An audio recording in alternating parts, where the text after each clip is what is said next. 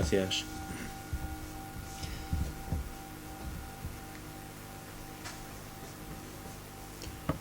El tema que vamos a desarrollar esa tarde es a raíz de un curso que hicimos el año pasado sobre el cuerpo causal. Yo dije, vamos a empezar la casa por el tejado. Empezamos la casa por el tejado porque empezamos a estudiar lo que es el cuerpo causal.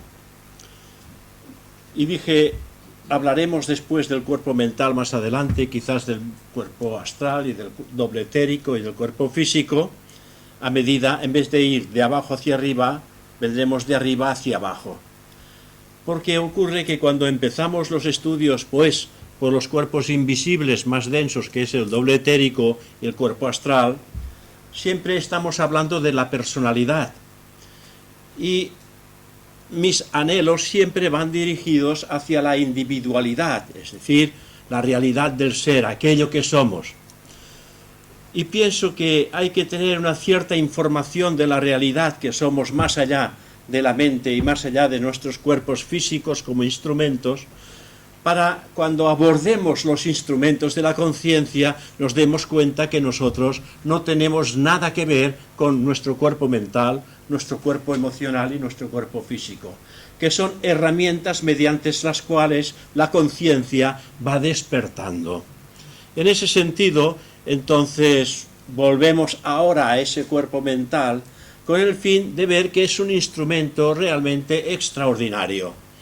El cuerpo mental tiene bastantes capítulos, pero he hecho un trabajo concienzudo en el sentido que lo he reducido a 3 conferencias. Y esto ya es un alarde por mi parte de dar el cuerpo mental en 3 conferencias, en aquellos aspectos que a mi entender son los más interesantes para todo estudiante de ocultismo y teosofía. Estoy bastante contento de este trabajo, porque realmente he podido sacar aquellos aspectos que ayudan enormemente al desenvolvimiento de la conciencia, que en realidad esto es lo que nos conviene. Hablamos mucho del desarrollo del cuerpo astral, del desarrollo del cuerpo mental. No existe desarrollo ni en el cuerpo astral ni en el cuerpo mental. Lo que existe es un despertar de la conciencia cada vez más lúcido y que utilizamos estos instrumentos cada vez mejor, porque nuestra conciencia ha ido despertando de día en día mediante nuestras propias experiencias. Aquí he hecho un dibujito con el fin de poder establecer un poco la unión con lo que vamos a ir diciendo y nos daremos cuenta realmente que estos instrumentos de conciencia que poseemos no están ahí por casualidad. Es realmente una razón que la vida misma pone a nuestro servicio. Aquí he dibujado un hombre físico, bueno, es bastante parecido conmigo, pero más o menos más estilizado. Me gustaría estar así, pero no por la forma, sino por el peso que llevo encima, ¿no? Entonces, antes de abordar directamente el estudio de este cuerpo mental, a mí me parece imprescindible que consideremos la relación que representa para cada uno de nosotros ese cuerpo. Es realmente un cuerpo extraordinario porque tiene 2 funciones, una de carácter abstracto y otro de carácter concreto, con lo cual existe ya una variación que no es insalvable, que es de necesidad llegar a recuperar en la conciencia del ser esa unión de trabajo desde lo abstracto hacia lo concreto. En primer lugar, debemos considerar que el cuerpo mental no es más ni menos que un instrumento o un vehículo de conciencia por medio del cual el yo divino, el yo superior, se manifiesta como intelecto concreto. Ahí en el dibujo vemos un cuerpo mental.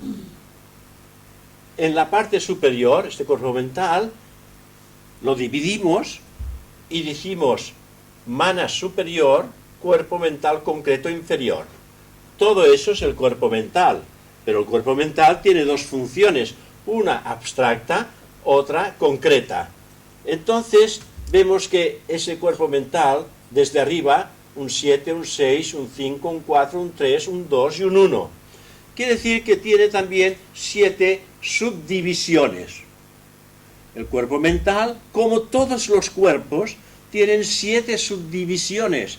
Y la conciencia va ascendiendo subdivisión por subdivisión hasta alcanzar en un momento determinado ese punto. Ese punto yo le llamo la frontera entre el mundo material en el que vivimos y el mundo espiritual. Hay una frontera que la conciencia tiene la necesidad de traspasar, de pasar de este punto a este otro punto. Pero claro, no se puede pasar de lo concreto a lo abstracto si realmente los residuos concretos no han sido despojados, anulados de nuestra propia personalidad.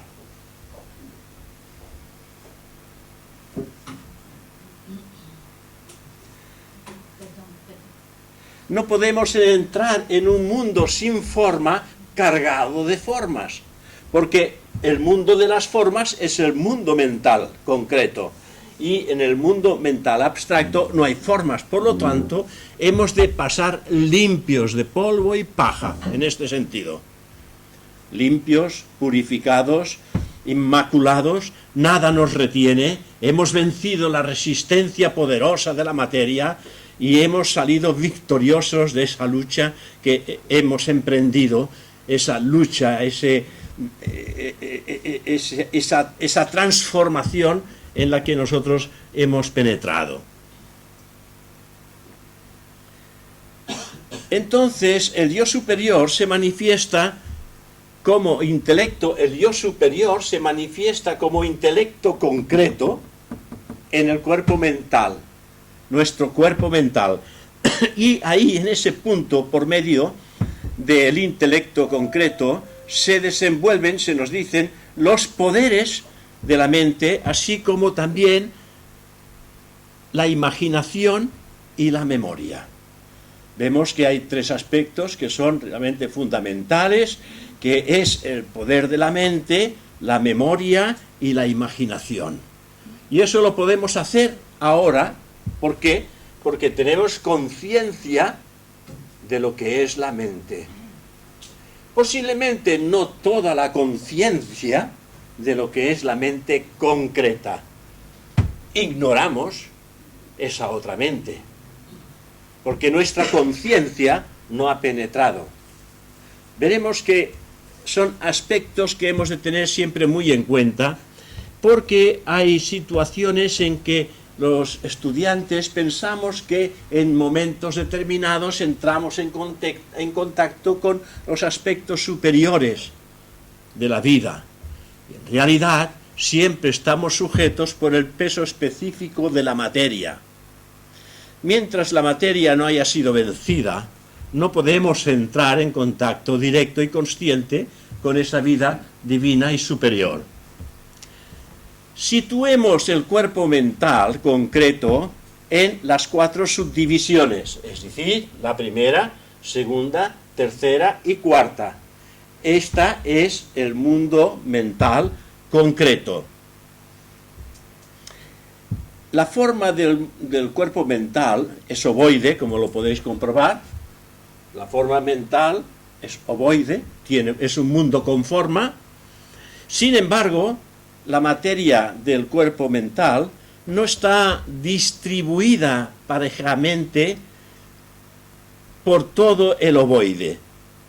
En medio de este se halla un ser humano, un cuerpo físico. Ahí tenemos el ovoide, y la materia del cuerpo mental no está distribuida por todo, sino que hay en el centro un cuerpo físico.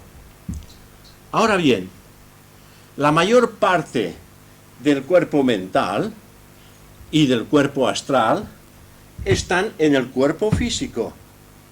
Es decir, cuando vosotros oís hablar del desenvolvimiento de la conciencia que permite al individuo establecer un viaje astral, un desdoblamiento de la conciencia hacia el mundo astral, pensáis que vais a pasar a otro plano. Dentro de vuestro propio cuerpo hay materia astral, materia etérica y materia mental. La mayor parte de estos tres aspectos de materia están en vuestro cuerpo físico.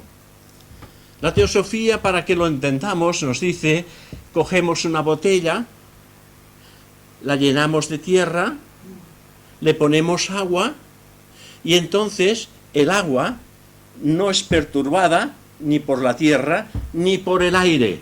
Es decir, en un recipiente encontramos arena, encontramos agua y encontramos aire.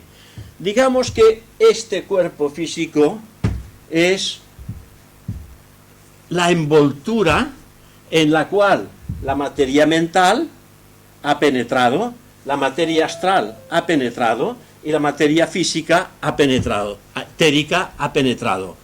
Con lo cual no tenéis que ir a ninguna otra parte, sino que hay que penetrar en nuestro interior y podremos establecer esa comunicación con una visión astral, con una visión mental y una conciencia que permita al individuo reconocerse en esos otros mundos.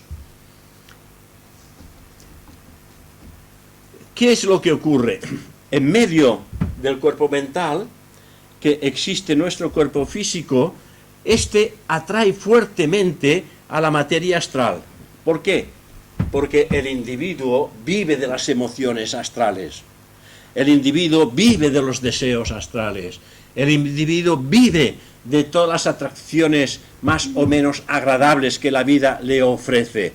Y entonces las atrae hacia el cuerpo físico. Y la materia astral que penetra atrae a su vez la materia mental. Y entonces se establece lo que se llama una unión entre el cuerpo emocional, astral, y el cuerpo mental. Una unión que en teosofía se le da el nombre de kama manas. Kama quiere decir deseo, pasión, manas, mente. Con lo cual nosotros hemos unido nuestros deseos, pasiones, alegrías, tristezas, sentimientos, todo esto lo hemos unido con el pensamiento, con el manas. Y entonces es una interrelación, es el pez que se muerde la cola, porque cuando no es la emoción, es el pensamiento que te hace recordar que tienes que vivir una emoción. Y aquí se establece una relación entre el mundo emocional y el mundo mental inferior. No estamos hablando de este, estamos hablando de este. Por lo tanto, no nos extrañemos que internamente nosotros pensamos y decimos no debo de hacer estas cosas, pero nuestros átomos permanentes impregnados del deseo, de la pasión, que todavía subsisten en nuestro cuerpo físico, porque todo esto es lo que pone en movimiento el cuerpo físico.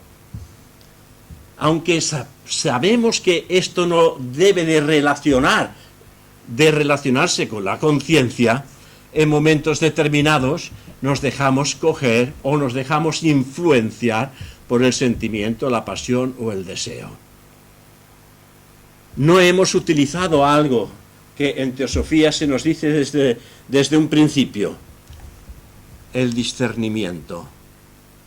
No hemos sido capaces de discernir entre lo real y lo irreal, entre lo que es y lo que no es.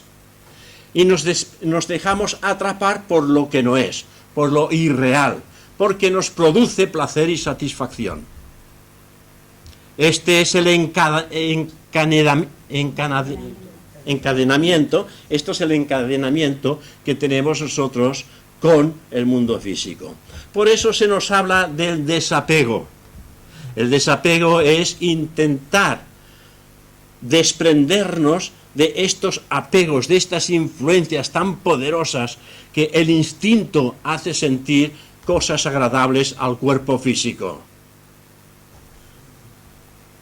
Hoy por hoy, como estudiantes de teosofía, queremos poner remedio. Poner remedio quiere decir estar muy atentos, poner una atención extraordinaria a todo aquello que pensamos, sentimos y obramos. Aunque lo sabemos, no lo hacemos, porque del dicho al hecho hay un largo trecho. Ese largo trecho es una serie de vidas entregados al servicio y a la disminución del apego hacia el mundo exterior. No se hace eso rápidamente, porque tenéis que pensar que el carácter que hemos logrado adquirir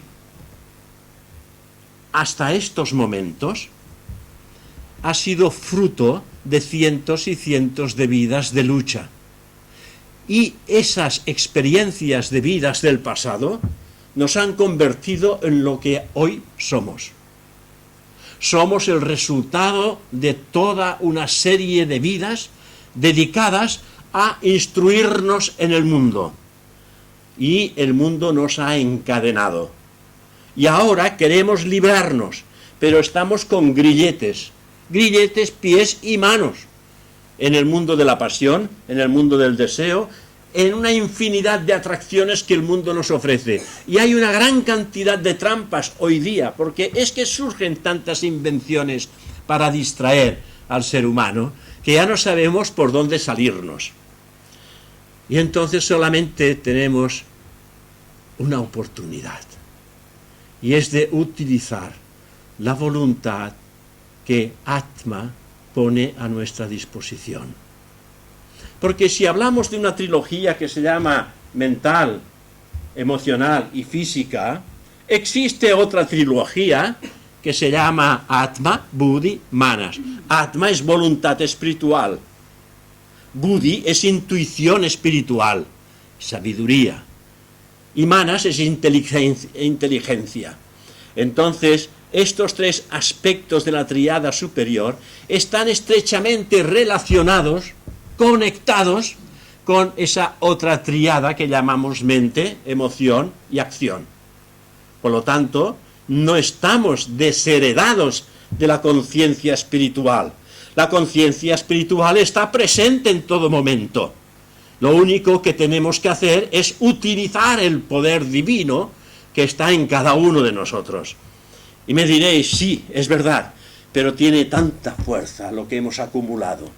Y ahora se trata de transformar lo negativo de nuestra personalidad en aspectos constructivos y positivos para el bien de la totalidad. Si no los tuviéramos negativos, no habría nada que transformar. Pero si hemos descendido en el mundo, nos hemos educado con la cultura que el mundo nos ofrece para vencer en todos momentos y ser el primero en todas las cosas, hemos desarrollado el espíritu de lucha. Y si eso ya está presente en nuestra naturaleza humana, ahora se trata de reconvertirlo en una herramienta en que el individuo pueda liberarse de todas las atracciones que existen en el planeta físico, en el mundo físico. Atracciones en las que estamos plenamente identificados. Querramos o no querramos, necesitamos una serie de vidas para irnos liberando. Y necesitamos el silencio profundo para escuchar esa voz interior que en todo momento está llamando la atención. Ese Pepito Grillo del cuento de Pinocho. Pero no es un Pepito Grillo, es una realidad presente, eterna, que siempre ha estado ahí. Y es la realidad de aquello que somos. Nuestro cuerpo físico es lo que se llama una careta. El cuerpo físico es como una careta que nos hemos puesto. Es algo que realmente esconde una realidad.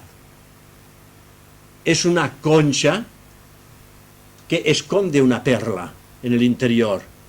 Nosotros somos la perla y el vestido que nos envuelve es la personalidad. Por eso la personalidad, la palabra personalidad viene de máscara. sea, estamos escondidos tras la máscara de nuestro cuerpo mental, emocional y físico. Personalidad viene de máscara. Bien, la porción del cuerpo mental que sobresale del cuerpo físico forma lo que se llama el aura mental. Es decir, esta parte que surge más allá del cuerpo físico, hay primero el aura astral, luego el aura mental, pero todo lo que está ahí, que surge más allá del cuerpo físico, es lo que se le conoce como el aura. Existe en la etérica el aura de salud, el aura emocional y el aura mental. Pero existen otras auras. Estas otras auras configuran finalmente el aura total del individuo, porque existe por encima el aura causal, el aura búdica y el aura átmica. Todos son cuerpos de conciencia y cada cuerpo tiene su propia aura. Pero la que se puede descubrir cuando el individuo empieza a despertar esa conciencia interior y afloran ciertas facultades que están dormidas por el momento y afloran en la conciencia del individuo, entonces él prolonga su percepción. El individuo, en un momento determinado de nuestra existencia, vamos a prolongar nuestros sentidos de percepción.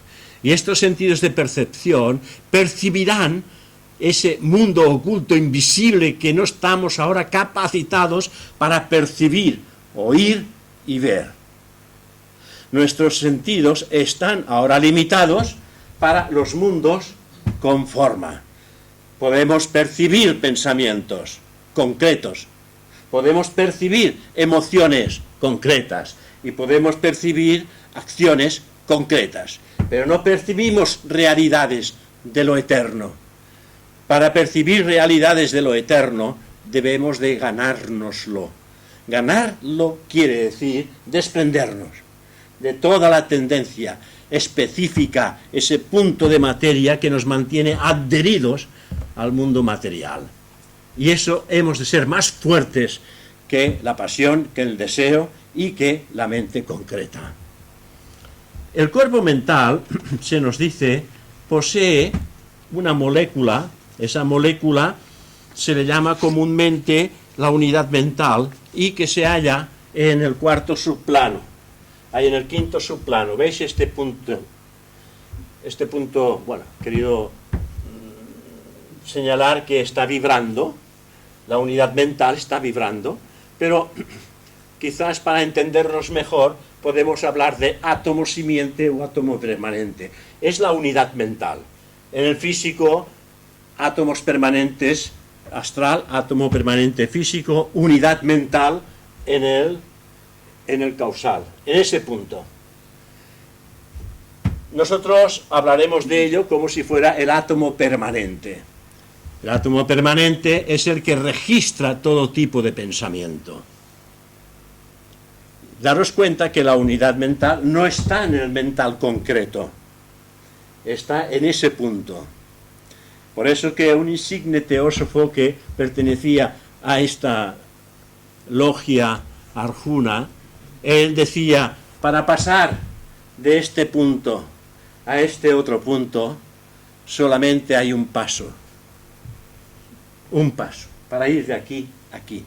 Pero ese paso debe de hacerse cuando uno se ha desprendido totalmente del peso específico mental, emocional y físico que es la atracción de nuestra vida en el plano de la materia.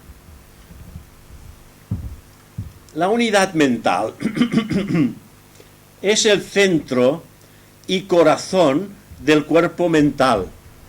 Es el centro y corazón del cuerpo mental.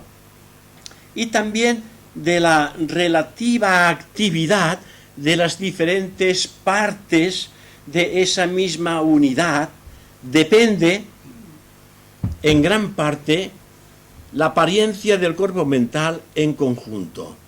El cuerpo mental va cambiando en función de los pensamientos que uno va dando vida, en los que van aflorando.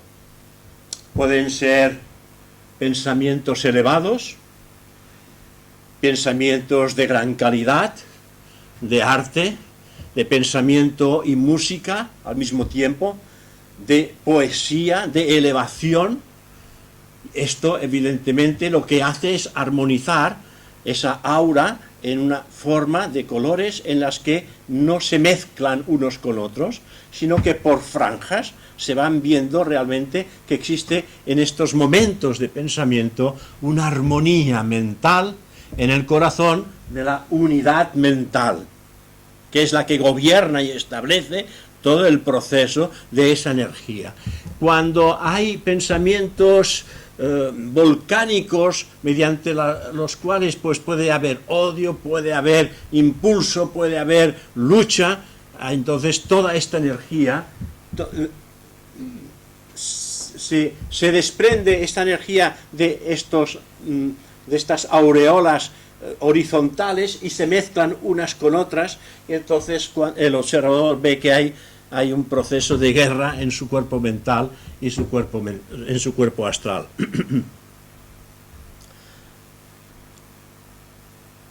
Las enseñanzas teosóficas nos dicen una cosa que es muy importante. Es evidente que hoy tenemos percepción física, mejor dicho, personal. Percibimos emociones, sentimientos, odios, amor, una gama muy amplia de emociones y sentimientos. Y que a medida que estos vayan sutilizándose, que los vayamos cambiando, que se vayan transformando en algo constructivo y positivo, el individuo podrá tener ciertas experiencias fenoménicas de tipo astral. Fenoménicas porque después de todo esas experiencias en las que el individuo puede observar cosas invisibles del mundo astral, no son más que aspectos fenoménicos, porque todo lo que aparece y desaparece es un fenómeno en la naturaleza. Todo lo que nace y muere es un aspecto de la naturaleza, un fenómeno de la naturaleza. Incluso nuestro cuerpo físico es un fenómeno de la naturaleza, porque tiene principio, tiene fin, nace y muere, aparece y desaparece. Todo cuanto aparece y desaparece es un fenómeno de la naturaleza. Pero hay algo oculto en nuestro interior que es eterno. Y esto es lo que luchamos para encontrar la realidad de lo eterno en el hombre. Dice la enseñanza teosófica que cuando el individuo se siente tocado por dentro, la teosofía le dice: bucea en lo más profundo de tu corazón y escucha la voz de Dios, que es tu propia voz. Y eso nos causa sorpresa. Si estudiáis teosofía a fondo, comprenderéis lo que se está diciendo, porque es algo muy elevado y que no tiene parangón. Es algo que tiene que aflorar en conciencia, digo en conciencia, no en saber, sino en conciencia, que el individuo se dé cuenta que entra en contacto con la realidad de lo eterno y que lo perecedero ha sido totalmente superado, aún teniendo un cuerpo físico, porque hemos de llegar a trabajar de forma y manera en que elevemos la conciencia por encima de lo perecedero y despertemos en lo eterno que está en el hombre. Nuestro cuerpo va a perecer, es una total realidad, pero nosotros permaneceremos y continuaremos porque somos eternos. Pero es interesante darse cuenta que aún teniendo un cuerpo perecedero, cuando hemos reconvertido toda esta energía en algo positivo y constructivo, con ese mismo cuerpo podremos gozar de lo eterno, porque la conciencia habrá hecho el paso que antes hemos dicho, habrá pasado de aquí en ese punto. Y hay puntos más elevados, pero la primera etapa de lo eterno es pasar la frontera de lo material a lo espiritual. Pensad que la mente es el reflejo del aspecto cognitivo del yo superior. es este aspecto cognitivo del yo superior en la que el individuo va tomando conciencia de lo que es el conocimiento y de lo que es la realidad. ¿Cómo? Pues como conocedor. Como conocedor es el yo. El yo es el conocedor de esa divinidad oculta a la cual le llamamos yo superior, actuando en el cuerpo mental. Actuando este yo superior, actuando en el cuerpo mental. Y me diréis, si el yo superior actúa en el cuerpo mental, entonces ya estamos salvados. El yo superior actúa en el cuerpo mental, pero como el cuerpo mental está limitado, no puede expresar su sabiduría y su realidad, porque el cuerpo mental concreto está limitado. El individuo no ha despertado su conciencia total en el mundo del mundo mental. Entonces, ¿qué es lo que ocurre? Que cada instrumento de conciencia tiene su limitación. Y para acceder a otro estado de conciencia, debe el individuo de superar el instrumento que limita su acción en el próximo subplano. Por lo tanto, si nosotros estamos limitados por nuestra mente, no podemos trabajar en los mundos internos, todavía. Hemos de trabajarnos más internamente. Hay distintas herramientas que podemos perfectamente utilizar. Una herramienta aconsejable es la meditación, el silencio, la interiorización, el indagar sobre uno mismo. Todo eso, estos son herramientas mediante las cuales podemos trabajar. La meditación es una herramienta que favorece a nuestro desenvolvimiento cultural occidental, porque los otros movimientos de indagación y de profundización hacia el interior son movimientos bastante más difíciles para nosotros, porque en Occidente siempre, ya sabéis, para muestra un botón, uno tiene que tocarlo, y estas cosas no se pueden tocar. Y recuerdo haber leído en una ocasión, en una conversación entre el Oriente y Occidente, que Oriente les dice a Occidente: vosotros, para poder percibir realidades, necesitáis inventar máquinas. Dice: nosotros somos la máquina. O sea, no se pierde el tiempo en buscar soluciones, se revierten las energías hacia el interior. Por eso que si buceamos hacia el interior, encontraremos respuestas.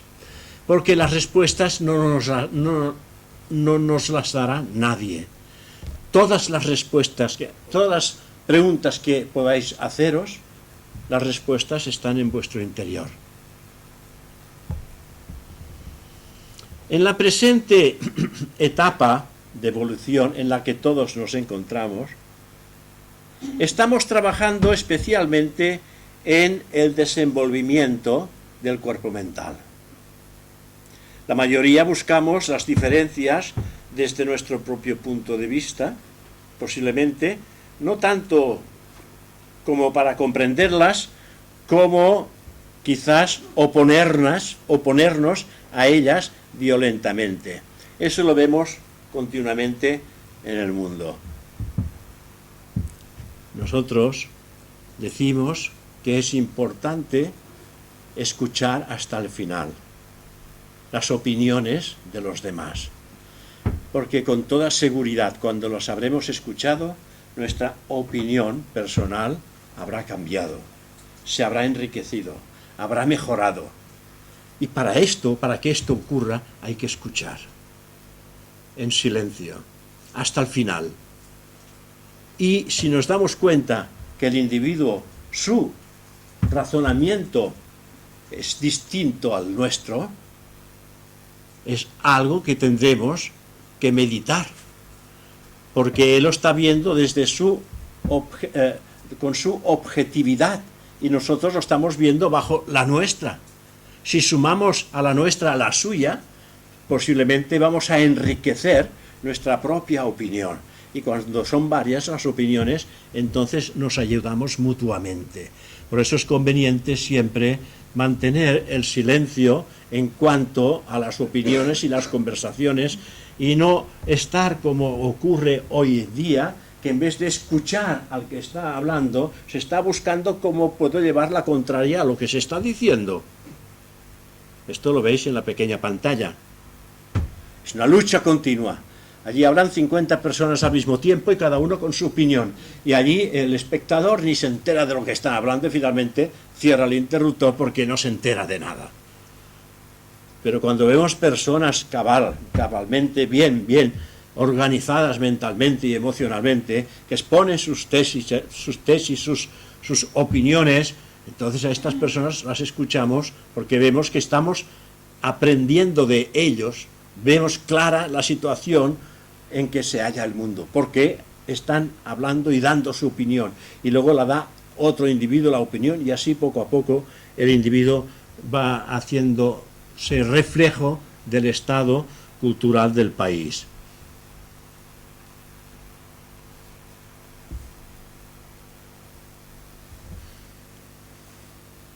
En la presente etapa, ya lo hemos dicho, no obstante, cuando la facultad va despertando o está desarrollada o la desarrollamos a la perfección, las diferencias las iremos observando con calma, con el único fin de comprenderlas y juzgar cuáles son las mejores.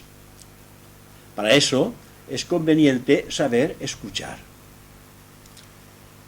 Y ahora hay algo que a mí me parece que es muy interesante tenerlo en cuenta, porque nuestra presente y cuarta ronda, la etapa de la evolución humana en la actualidad, está en lo que se llama la cuarta ronda. Tiene como principal función esta cuarta ronda, el desenvolvimiento del deseo o la emoción. El desenvolvimiento del deseo o la emoción. Y la quinta ronda es la que va a venir. Esa quinta ronda está destinada, se nos dice, a desarrollar el intelecto. Sin embargo, en virtud del estímulo dado por los señores de la llama, porque yo sé que lo que estoy diciendo puede impactar a algunas personas, porque cuando se habla del desenvolvimiento mental, pues dicen, hombre, estamos ahora en la era de Acuario y que realmente es el desenvolvimiento de la mente. Ahora nos está diciendo que el desenvolvimiento de la mente va a realizarse en la quinta raza raíz, cuando en realidad estamos en la cuarta raza raíz. Ahí estamos en la quinta raza raíz. Pero sin embargo, en virtud del estímulo dado por los señores de la llama, el intelecto está ya considerablemente desarrollado, habiéndose, fijaros bien, adelantado una ronda completa al programa normal. Es decir, que vamos una ronda por delante del programa inicial en el desenvolvimiento de ese Manvantara. Vamos por delante de ese programa. Se ha de tener en cuenta que el intelecto del cual el hombre se siente tan envanecido, tan orgulloso, es infinitesimal comparado con el que poseerá el hombre medio al culminar la quinta raza, o la quinta ronda. Es decir, que en la quinta ronda el individuo habrá alcanzado un estado de conciencia realmente maravilloso y que estamos por delante de lo que se había establecido en un principio. Y eso fue porque los señores de la llama, en un momento determinado, ellos dijeron, hemos de acelerar el proceso del desarrollo de la conciencia. Dice la enseñanza oculta que los señores de la llama vinieron a nuestro mundo desde Venus, de la evolución de Venus, es decir, 2 manvantras anteriores al nuestro. Y que durante la tercera raza raíz e inmediatamente ellos se hicieron cargo de la evolución de nuestro planeta, es decir, de todo el proceso de la evolución terrestre, digámosle así. El más elevado de ellos, en la literatura teosófica, es decir, el más elevado de estas entidades que vinieron del planeta de Venus, en la literatura teosófica se le da el nombre de Sanat Kumara. El Sanat Kumara, el Señor del Mundo.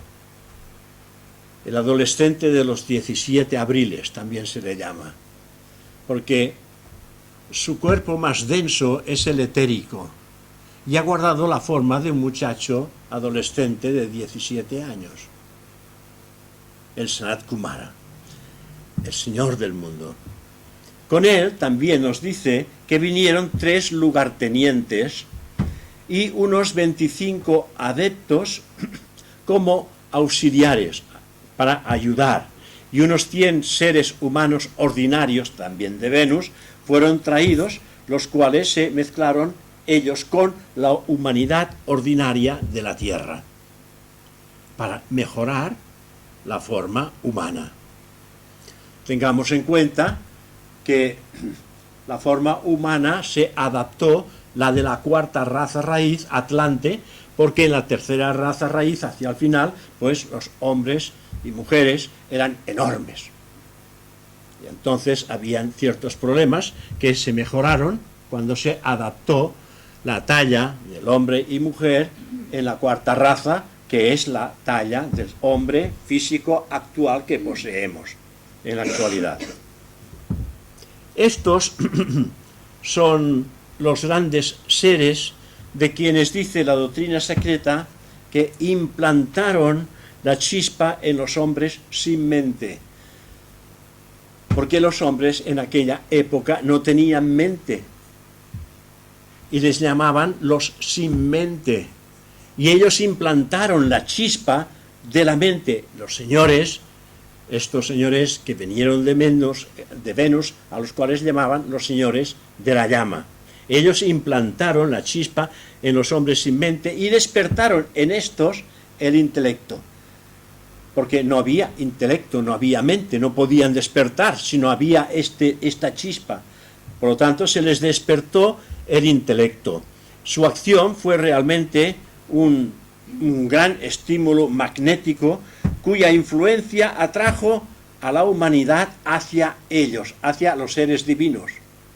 Porque ellos estaban dirigidos hacia la materia, pero al despertar el intelecto se dirigieron hacia los seres divinos, hacia los seres que ayudaban a este despertar de la conciencia en ellos, lo cual permitió a los hombres desarrollar esa chispa latente y devenir, como se llama, individualizados. Es decir, ellos se individualizaron de las formas grupales y tomaron las riendas de su propio destino a partir de este momento.